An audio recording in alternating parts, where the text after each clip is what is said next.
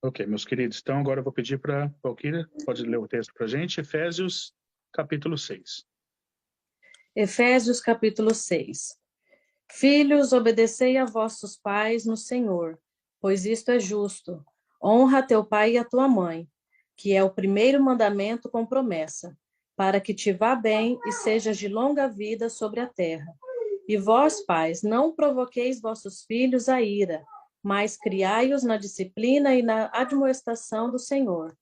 Quanto a vós outros, servos, obedecei ao nosso Senhor segundo a carne, com temor e tremor, na sinceridade do vosso coração, como a Cristo, não servindo à vista, como para agradar a homens, mas como servos de Cristo, fazendo de coração a vontade de Deus, servindo de boa vontade, como ao Senhor e não como a homens, certos de que cada um, se fizer alguma coisa boa, receberá isto outra vez do Senhor, quer seja servo, quer livre.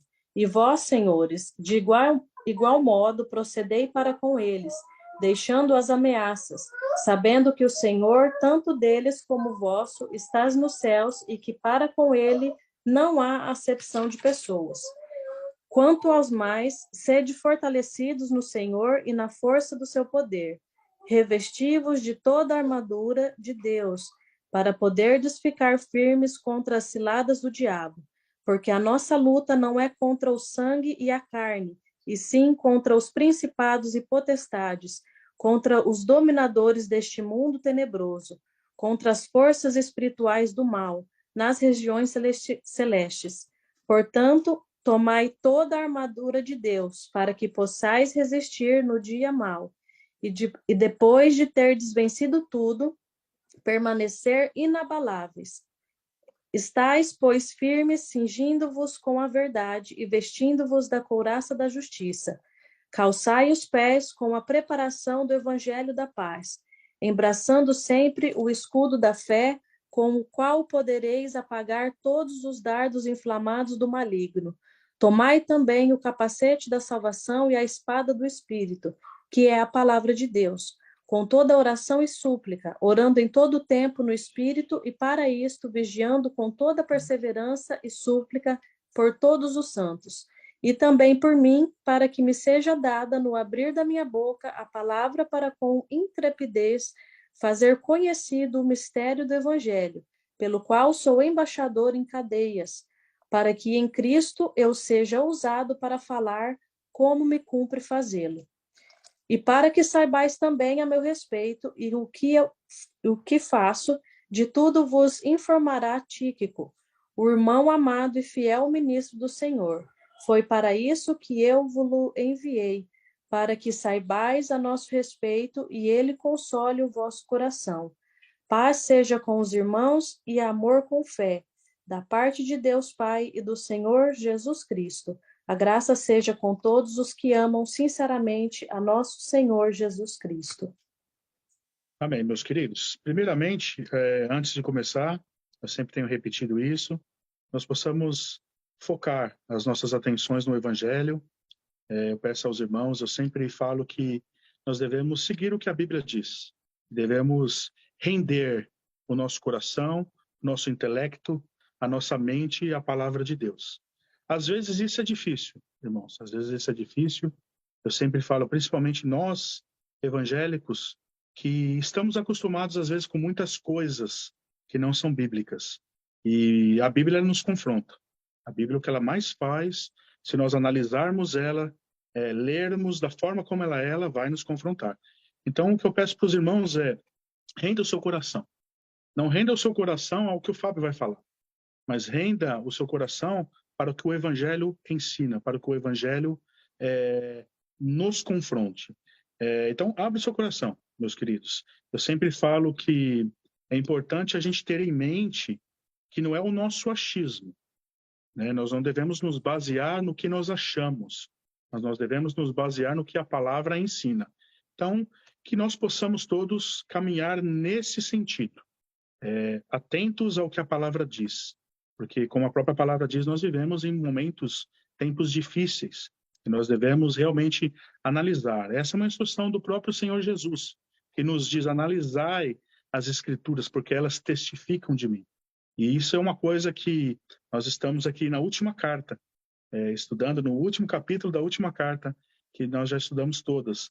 E nós vemos em toda parte. E essa é a instrução, que nós venhamos a seguir numa linha cristocêntrica, que Cristo é o centro.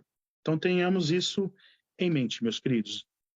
Como nós estamos no último capítulo, capítulo 6, eu só vou dar uma revisadinha, nós já aprendemos coisas bem importantes, né? Assuntos bem importantes aqui no capítulo 1, onde nós falamos aqui de assunto bem polêmico nos nossos dias, predestinação, livre-arbítrio, capítulo 2 aqui, do pecado para a graça de Deus, do pecado para a salvação.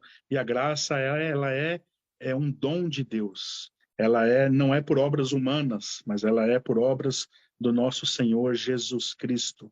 E nós continuamos aqui vendo que nós somos justificados, tanto os judeus como os gentios aqui, todos justificados em Cristo Jesus.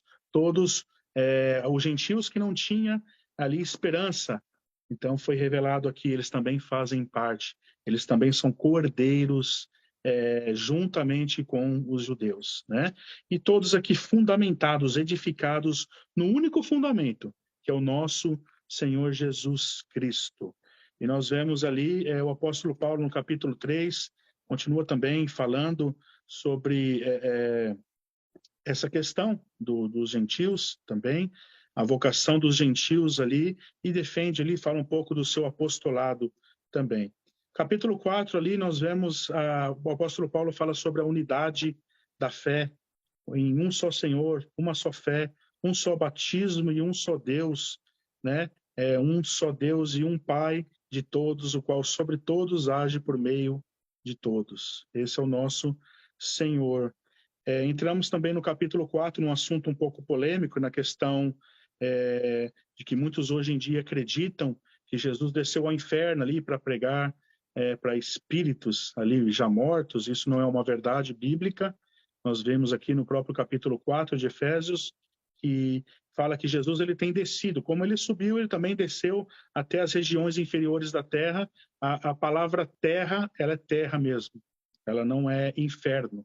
E aí a gente conversou um pouquinho sobre a questão do que foi adicionado ao credo apostólico no século IV ali por um presbítero, que ali ele foi adicionado a palavra Hades. E aí que vem toda essa interpretação de que Jesus desceu ao inferno, mas biblicamente falando nós não temos essa base. Então capítulo 4 nós abordamos esse assunto. Semana passada, né, nós falamos do capítulo 5, nós vemos aqui no final do capítulo 4 muitas exortações à santidade, e entrando aqui no capítulo 5, o apóstolo Paulo nos fala sobre os frutos da luz e as obras das trevas. Abordamos também na semana passada, no final do capítulo 5, a questão das mulheres, do lar cristão, a submissão da mulher. Então eu peço até aos irmãos também, se alguém tiver alguma dúvida no final do estudo, com relação ao livro todo, tá? Eu estou à disposição para a gente poder conversar, né? E tirar dúvidas. Entrando aqui no capítulo 6, se aqui no capítulo 5, no final, o apóstolo Paulo tratando do lar cristão, da mulher, do marido, aqui no capítulo 6, ele começa falando dos filhos. E nós vemos aqui no versículo 1 e no versículo 2, encontramos aqui duas palavras que resumem o dever dos filhos para com os pais. E essas palavras são obediência e honra. Versículo 1 diz aqui, obedecei a vossos pais. E continua dizendo, porque isto é justo. No versículo 2 diz, honra a teu pai e tua mãe. E quer dizer aqui também, o primeiro mandamento com promessa. No versículo 3 fala sobre essa promessa que é tão gloriosa, quando nós honramos os nossos pais, para que te vá bem e sejas de longa vida sobre a terra. Então essa é a promessa para as pessoas que honram os seus pais, que obedecem os seus pais e honram os seus pais. Quando Paulo escreveu essa carta aos Efésios, estava em vigência ali no Império Romano um regime que se chamava Pátria Potestas. Para a gente entender um pouquinho desse contexto. O pai, no caso, ele tinha poder total sobre os filhos.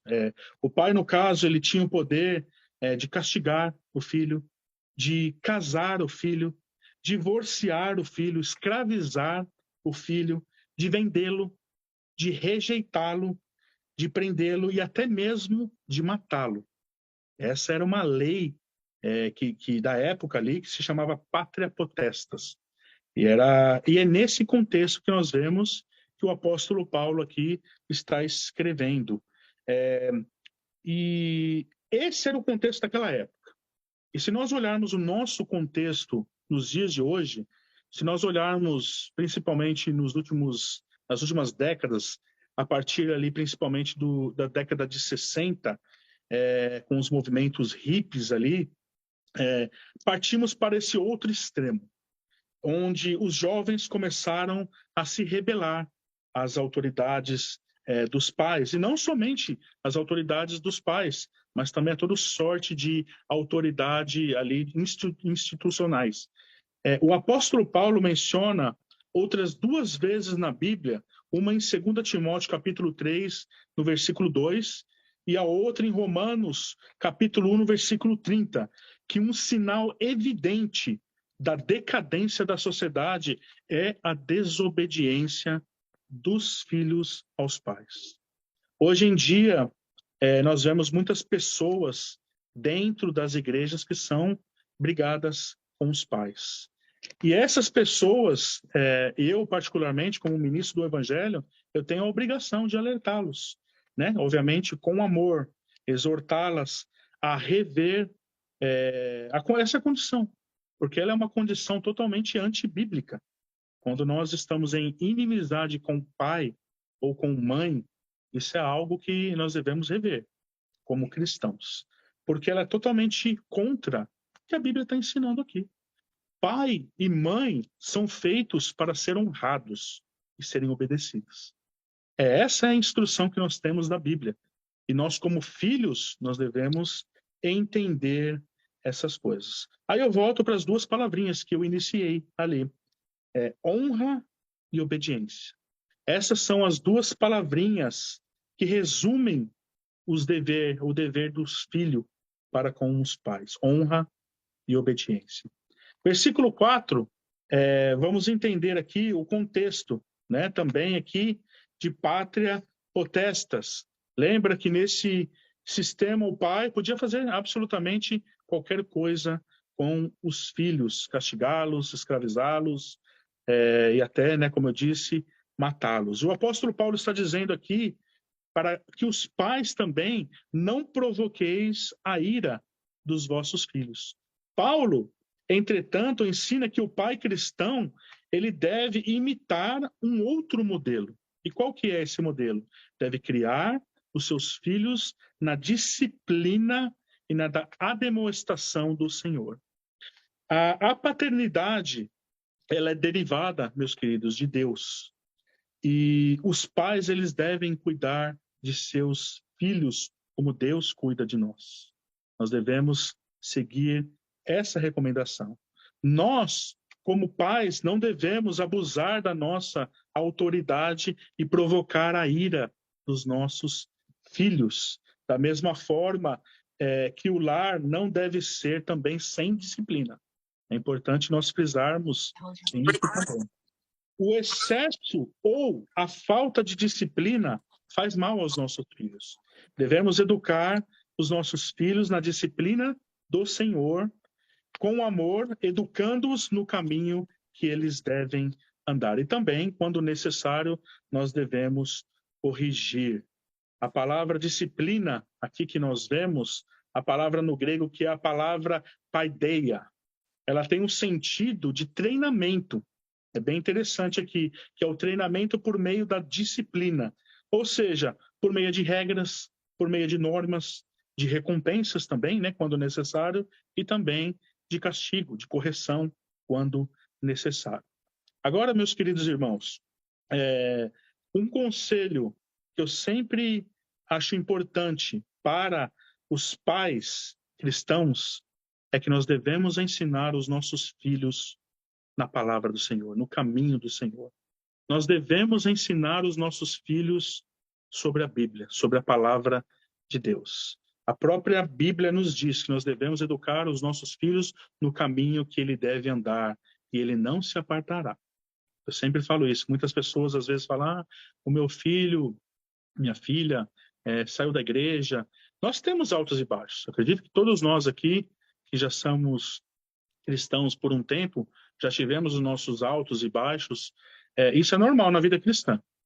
Mas o cristão, que ele é educado no caminho do Senhor, ele não se apartará. Ele pode ter seus altos e baixos. Essa é a promessa que nós vemos na Bíblia. Então é de extrema importância que nós, nos nossos dias, principalmente porque lá fora, o mundo, ele ataca muito as nossas crianças com muitas coisas. Então é de extrema importância que nós, pais, venhamos a ensinar os nossos filhos no caminho que eles devem andar, no caminho do Senhor, na disciplina e na obediência da palavra de Deus. Versículo 5 e versículo 7, aqui, nós vemos aqui falando sobre os servos. Esses servos aqui, que está se referindo, eles, na verdade, eram os escravos. Uma alta porcentagem da população do Império Romano, ela era de escravos. Calculam-se que naquela época, no Império Romano, cerca de 60 milhões de pessoas eram escravas. E um fato curioso que nós vemos é que quando as pessoas pensam em escravos, elas pensam só que pessoas que só trabalhavam ali no trabalho forçado, né, no trabalho duro. Mas não. No meio desses escravos, eles tinham também pessoas cultas. Tinham pessoas ali, administradores, médicos, mestres, doutores. Às vezes a gente pode se perguntar como isso acontecia. Isso porque no Império Romano, naquela época, todos os prisioneiros, eles se tornavam escravos. E ali, quando eles invadiam outras terras, outros países, e eles conquistavam, eles pegavam justamente essas pessoas cultas para servir no Império Romano. Então, como consequência, nós vimos ali também, os escravos também eram pessoas cultas naquela época. Agora, uma coisa que as pessoas perguntam bastante, se aqui está dizendo aos servos que eles devem obedecer aos seus senhores, os escravos aqui, obedecer os seus senhores, então isso quer dizer que os apóstolos, eles concordavam com a escravidão? Não, não é isso que o texto está dizendo. Eles pregavam que eles deveriam, obviamente, servir os seus senhores como se estivesse servindo a Deus, com alegria, não reclamando. Isso porque era uma lei da época. Então, o que os apóstolos estavam falando é para que eles deveriam cumprir a lei, servir, mas pensando e colocando a sua esperança no Senhor. Então, essa era a instrução. E, na verdade, os apóstolos, eles não concordavam, né? Eles não concordavam com a escravidão. Na verdade, eles anunciavam o verdadeiro princípio bíblico, que é a absoluta igualdade entre escravos e livres. Todos são iguais. E nós vemos até aqui no versículo 9 que Deus não faz acepção de pessoas. Que o nosso Senhor, o nosso Deus, é tanto Deus dos senhores como também dos servos.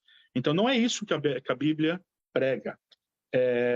E nós, irmãos, se nós que estamos aqui na Inglaterra, até podemos ver muito na história do cristianismo aqui da Inglaterra, que o cristianismo, ele triunfou sobre a escravidão. Aqui no Reino Unido, no século XVIII, ali, entre 1700, ali, na época de John Wesley e George Whitefield, eles pregavam muito contra o período ali do tráfico dos escravos. Inclusive, um grande pregador, que era John Newton, que escreveu aquele hino lindo, Graça Maravilhosa, né? Amazing Grace, ele traficava escravos. E ele se tornou um pastor, depois um pastor muito fiel, por sinal. Então nós vemos que aqui no Reino Unido tem uma história muito boa. Nós vemos ali, tem uma história, irmãos, isso a gente pode ver aqui no Museu Metodista, ali na casa de John Wesley, no centro de Londres, que tem a última carta que John Wesley escreveu. E essa carta ela foi endereçada a um ministro do parlamento que se chamava William Wilberforce, e ele era cristão. E essa última carta, uma semana antes de John Wesley morrer, ele escreveu essa carta ali incentivando a William Wilberforce a se manter firme nas posições contra o tráfico de escravos. Alguns anos depois, John Wesley já tinha morrido, eles conseguiram, né, abolir ali o tráfico de escravos. E até engraçado, as 2 semanas atrás eu fui na Catedral de Westminster e William Wilberforce, ele está enterrado ali, né, dentro da Catedral de Westminster, ali atrás do Big Ben mesmo, né? Então a gente vê que os cristãos de verdade, ao longo dos séculos, eles nunca aprovaram a escravidão. Pelo contrário, eles sempre lutaram contra. E nós vemos que o cristianismo impactou no mundo, né, a quebra, né, do tráfico dos escravos. Então é bem importante a gente entender isso. Eles não consentiam com o escravo. Uma lição, meus queridos, que nós tiramos aqui, do versículo 5 aqui até o versículo 9, que nós devemos aplicar para os nossos dias, que nós devemos servir onde quer que nós estejamos. Nos nossos trabalhos, devemos servir com excelência, como se nós estivéssemos servindo a Deus. Essa é a atitude do cristão. O cristão, ele faz a diferença também aonde quer que ele esteja. E aqui também um fato, não somente aos funcionários, mas também aos patrões também. Os que são empresários, donos de empresa, que têm funcionários, eles devem tratar os seus funcionários com dignidade, devem tratar os seus funcionários com respeito. Então, a gente aprende, né, obviamente, num contexto diferente, mas podemos também aplicar essas lições para os nossos dias, sendo bons funcionários e sendo bons também empregadores. Então, é bem importante que nós entendamos isso. Versículo 10 em diante, Paulo fala sobre a armadura de Deus. Devemos estar fortalecidos no Senhor para podermos estar firmes contra aqui as ciladas do inimigo. Tem crente, meus queridos, é bom a gente entender isso, porque é uma superstição muito grande nos nossos dias, e eu digo isso até mesmo no meio cristão, no meio evangélico. Tem crente que ele tropeça numa pedra na rua, ele já culpa o diabo. É culpa do diabo, né? Existem até jargões, as pessoas caiu, tropeçou, está amarrado, né? Eles amarram o diabo, amarram os demônios. É até uma coisa assim que não faz sentido nenhum. Não tem sentido algum. Se nós pensarmos que o diabo, os demônios, principados, potestades, eles estão ao derredor. Eles estão ao nosso derredor. E eles continuam ao derredor. Essa história, às vezes eu fico pensando sobre isso, de amarrar os demônios, amarrar o diabo, está amarrado em nome de Jesus. Eu fico perguntando, se eles amarram o demônio, como que eles desamarram depois? Porque a Bíblia diz, eles continuam ao derredor. Irmãos, não faz sentido nenhum. Tudo isso aí é coisa inventada que não tem cabimento e não tem fundamento nenhum. São jargões. Eu até estava pensando, né, hoje, refletindo um pouco sobre os textos. Alguns anos atrás, eu também tinha esses jargões, essas coisas todas, essas superstições. Eu andava na rua, via alguma coisa, está amarrado, né? Está amarrado. E hoje, graças a Deus, né, eu tenho uma mente mais bíblica. Eu vejo o quanto que isso são coisas, superstições, jargões, que não fazem sentido algum. Por isso, meus queridos irmãos, a importância de nós nos apegarmos não à religião, não ao que os homens ensinam, mas o que a palavra ensina, para que nós não venhamos cair nessas superstições, achando que a gente pode amarrar o demônio, desamarrar o demônio, enfim. Isso não existe, irmãos. Aqui nós temos a forma como nós devemos agir com relação aos principados, potestades. Não é amarrando ele, obviamente, né? O versículo 12 fala que a nossa luta não é contra a carne, né? Contra pessoas, no caso, mas contra demônios. Então, isso quer dizer que eu devo ficar brigando com o diabo? Isso quer dizer que eu devo ficar, então, amarrando o diabo? Não, meus queridos. Nós não amarramos o diabo ou brigamos com ele. A Bíblia nos mostra como nós devemos agir contra o diabo. Tiago, nós estudamos já a carta de Tiago, no capítulo 4, no versículo 7, nos diz que nós devemos sujeitar a Deus e resistir ao diabo. E o que acontece? E ele fugirá de vós. Então, a primeira lição que nós temos aqui, muito simples, que nós devemos fazer a vontade de Deus. Nós devemos, primeiramente, fazer a vontade de Deus, estar em comunhão com o Santo Deus, e nós devemos resistir às tentações. E aí o que acontece? E o diabo foge de nós. Nós vamos falar aqui agora sobre a armadura, se revestir totalmente de Deus. É isso que nós devemos fazer. Devemos ter comunhão com Deus, estar com Deus, buscar Deus, nos sujeitarmos ao senhorio do Senhor Jesus Cristo e resistir às tentações. Porque quando nós resistimos às tentações, às nossas paixões, nós estamos fazendo a vontade de Deus. Então, nós fazendo a vontade de Deus, o que acontece? O diabo foge de nós. Não precisa amarrar, desamarrar, ficar com essas superstições. Nós apenas devemos ser fiéis à palavra, ser fiéis a Deus, resistir às tentações. E o diabo, ele vai embora, ele foge de nós. Não precisamos, meus queridos, fazer mais nada.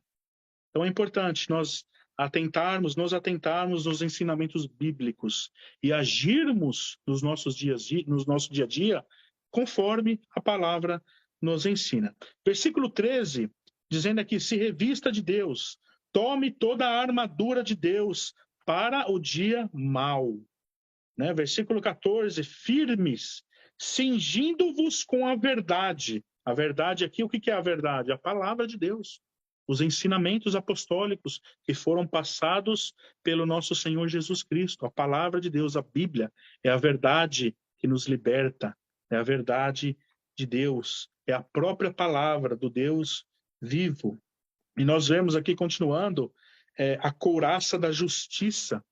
Essa peça da armadura feita de metal, ela cobria, no caso, o guerreiro do pescoço, né, para baixo, né, o peito todo, e ela protegia o coração, protegia ali os órgãos vitais. No versículo 15, Paulo fala também sobre o calçado aqui do Evangelho. Nós vemos aqui, irmãos, o que eu tenho repetido sempre, o foco extremo no Evangelho. Nós devemos sempre estar calçados, né, aqui com o calçado do Evangelho, sempre com o Evangelho em mente, sempre seguindo numa linha cristocêntrica, nos atentando à palavra de Deus. Versículo 16 aqui, devemos nos proteger com o escudo da fé. A própria Bíblia nos diz que sem fé é impossível agradar a Deus. Nós tendo fé em Deus, ou seja, a fé em Deus, ela nos protege e apaga todos os dardos aqui inflamados do diabo. Versículo 17, da salvação aqui, o capacete da salvação. Uma coisa, meus queridos, que nós vemos, Satanás, ele ataca muito a nossa mente. Essa peça da armadura, ela fala de uma mente controlada por Deus. Infelizmente, nos nossos dias, muitos crentes, eles não se atentam ao valor da mente, da razão, do conhecimento. O crente que analisa as escrituras sagradas e fica firme na palavra, ele não cede às propostas de Satanás. E aí, meus irmãos, é o que eu sempre tenho falado, irmãos. Devemos estar atentos, devemos estar vigilantes e devemos conhecer a palavra de Deus. Devemos meditar na palavra de Deus, como os nobres bereanos. Versículo 17 aqui finaliza com a espada do Espírito. A espada que é a própria palavra de Deus. Instrumento de ataque. Nós vencemos os ataques do diabo com a palavra de Deus, meus queridos. A palavra é a palavra que liberta os cativos, é a palavra que dá vida. Meus queridos, é muito importante nós entendermos que a palavra de Deus que liberta. A palavra, Somente a palavra de Deus que liberta. Principalmente, nós vemos nos dias de hoje, as pessoas têm tentado elaborar muitas coisas para tentar ajudar Deus. Muitas pessoas fazem cursos de cura interior, de libertação, sessões de descarrego, todas essas coisas, irmãos, que elas não servem para nada. São coisas para chamar homens, para entreter pessoas. A Bíblia nos diz que a única coisa que nos liberta é a palavra. E conhecereis a verdade, e a verdade vos libertará. Nós conhecemos a palavra de Deus, e aí nós somos libertos. Uma coisa que nós devemos entender, muitas pessoas na igreja, elas começam a olhar e ver que dentro da igreja, muitas pessoas não se libertaram ainda. E aí passa o tempo, e aí as pessoas, mas tem pessoa ali que está na igreja um tempão, e elas não se libertaram ainda. Elas não estão firmes na palavra de Deus, e elas não se libertaram. E aí é onde que eles vêm e falam, não, então vamos fazer uma sessão de descarrego. Vamos fazer uma campanha, vamos fazer aqui uma campanha de libertação. Irmãos, que campanha de libertação? Isso não existe. Esses tempos atrás eu já comentei isso com os irmãos, eu tive uma missionária que me contatou, e ela ofereceu um desses cursos, de cursos de cura interior e libertação. Os missionários estão em Londres, você não quer que ele passe aí na igreja para dar esse curso? Eu olhei, parei, pensei, falei, irmã, explica para mim como funciona esse curso. E aí a irmã disse, os 2 missionários que estão aí, eles vão lá e passam esse curso. Não, sim, entendi, eles vão vir aqui, 2 pessoas vão passar o curso. Qual o conteúdo do curso? E ela não respondeu, ficou um pouco... E aí depois ela fugiu do assunto e não, né, enfim, ficou até um pouco brava comigo. Mas, irmãos, o que vai libertar? Nós devemos entender que muitos não vão se libertar mesmo. E nós não tem como, nós queremos ajudar essas pessoas com cursos. Na verdade, eu sempre falo, existe uma campanha ou um curso de libertação, um só. Ler as Sagradas Escrituras. Porque aí você vai ler, e aí, lendo, você vai conhecendo. E conhecereis a verdade, e a verdade o quê? Vos libertará. O caminho bíblico para a libertação é conhecendo o Evangelho. Você conhece e a verdade vos libertará. Não tem outro caminho, irmãos. Não adianta a gente querer inventar moda, querer inventar coisa. Não é. É através da palavra. Através da pregação fiel ao Evangelho que as pessoas vão se converter. Alguns não vão se converter. E isso não cabe a nós. Cabe ao Senhor. Cabe ao Espírito Santo de Deus. O Senhor é o único que pode convencer os corações, irmãos. Nós, a única coisa que nós podemos fazer são 2 coisas. Nós podemos orar, clamar a Deus para ter misericórdia e pregar o Evangelho com fidelidade. Tirando essas 2 coisas, irmãos, não tem outra coisa a fazer. Então, você está ali, tem algum familiar seu, tem algum colega seu, que você fala, puxa, aquela pessoa, eu já falei tantas vezes de Jesus, ela não aceita. Continua orando, continua perseverando, continua pregando o Evangelho quando Deus der a oportunidade. Esse é o caminho, irmãos. Não adianta a gente querer inventar outra coisa além disso, porque esse é o caminho bíblico. E quem faz a obra, nós devemos entender isso. É o Senhor. A obra é dele. Quem convence, quem gera o arrependimento na pessoa é o Espírito Santo, e não somos nós. Então, irmãos, que nós venhamos a entender isso. É de extrema importância que nós venhamos a entender isso, confiar no Evangelho, não abrir mão do Evangelho. Não podemos modificar o Evangelho para agradar pessoas. Não podemos fazer isso, irmãos. É de extrema importância que nós venhamos pregar a sã doutrina, do jeito que ela é. E assim, pecadores virão e eles se converterão de verdade. Porque hoje em dia nós vemos igrejas cheias de pessoas, mas vazias de Deus. E eu vejo que igrejas cheias de entretenimento, cheias de atrativos. Hoje nós vemos igrejas como balcão de entretenimento. Elas fazem à la carte, da forma, né, visando o público-alvo e chamando as pessoas. Então as pessoas, nós vemos hoje uma triste situação onde eles estão trazendo o mundo para a igreja e as pessoas estão gostando disso. mas elas estão sendo enganadas, elas não estão se convertendo através da sã doutrina, da palavra de Deus, se revestindo da armadura de Deus, se revestindo, né, da palavra, conhecendo o Senhor Jesus. Eu sempre falo, irmãos, o Jesus que é pregado em muitas igrejas não é o Jesus da Bíblia. Por isso, eu sempre repito, vocês já estão cansados, acho que de ouvir eu falar isso. Olhem para o Jesus bíblico, irmãos, sempre. Imaginem o Senhor Jesus da forma como ele é, vivendo nos nossos tempos. Quando você faz isso, você tem um choque. Porque às vezes até eu já pensei nisso. Falei, será que eu aceitaria o Senhor Jesus? Porque o Senhor Jesus, ele era duro. Ele pregava o evangelho, as verdades bíblicas como elas são. E ele não passava a mão na cabeça. Ele falava as verdades. Então que nós venhamos entender isso, irmãos. Leia a palavra de Deus. Leia os evangelhos. Observem o que Jesus ensinava. Observem que no Senhor Jesus não havia hipocrisia alguma. O Senhor Jesus apenas falava a verdade. Ele não teve um pecado. Então nós devemos nos atentar ao evangelho como ele é e não querer modificar as coisas. No versículo 18 aqui, o apóstolo Paulo fala da importância aqui da oração, com toda a oração e súplica, orando a todo tempo.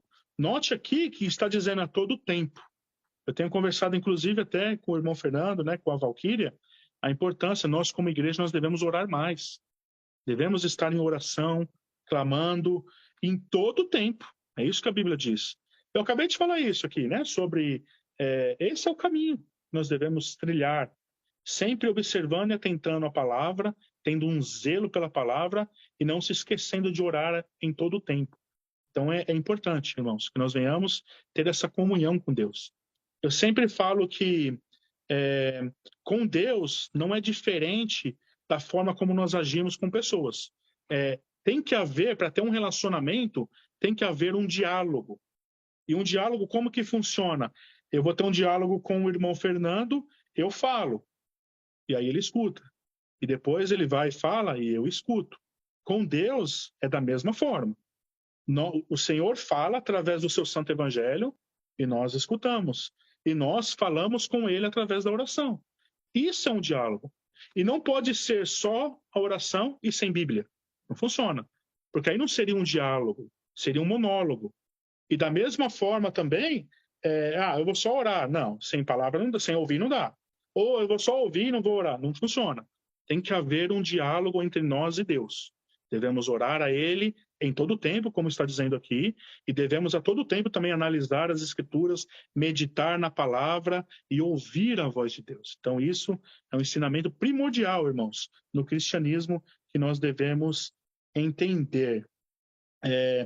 Aqui terminando a carta, Paulo também ele termina no versículo 20 orando, né? Versículo 19 e versículo 20, orando aqui para que o evangelho seja propagado, né? Para que Deus dê intrepidez, para que ele continue pregando o evangelho. E nós vemos aqui que Paulo sempre preocupado com o evangelho ser transmitido. Nós vemos ali que o apóstolo Paulo é magnífico, quando nós olhamos a história do apóstolo Paulo. Ele ali nos seus últimos momentos, nós estudamos ali segundo a Timóteo, a sua última carta, e ele ali combatia o bom combate, mas mesmo assim ele alertando o jovem pastor Timóteo a perseverar na doutrina, no evangelho. É fabuloso isso. E nós devemos seguir na mesma linha, irmãos. Atender essas admoestações do apóstolo Paulo, para que nós venhamos ficar firmes, nos revestindo aqui de toda a armadura de Deus, da palavra, em oração. Então é muito importante que nós venhamos entender isso. E ele termina aqui a carta aos Efésios, aqui a partir do versículo 21, dando algumas instruções, falando aqui que a igreja de Éfeso, que típico aqui, né? O irmão amado que estava levando a carta para eles, é um fiel ministro, né? Ele é um pastor do evangelho, né? Do Senhor. Ele estava enviando ele aqui de volta. E eles iam ali consolar mais eles, estar falando outras coisas, outras instruções que o próprio apóstolo Paulo passou para ele iria passar depois para a igreja. Paulo, obviamente, aqui termina sempre como ele termina, dizendo: a paz seja com os irmãos. e o amor com fé da parte do nosso Deus e do nosso Senhor Jesus Cristo. Graça seja com todos os que amam sinceramente o nosso Senhor Jesus Cristo. É isso, meus queridos. Então, nós acabamos aqui a carta aos Efésios. Eu vou pedir para a Valquíria ou o Charles, está acabando a gravação, eu vou fazer uma oração. Aí a gente abre para tirar as dúvidas.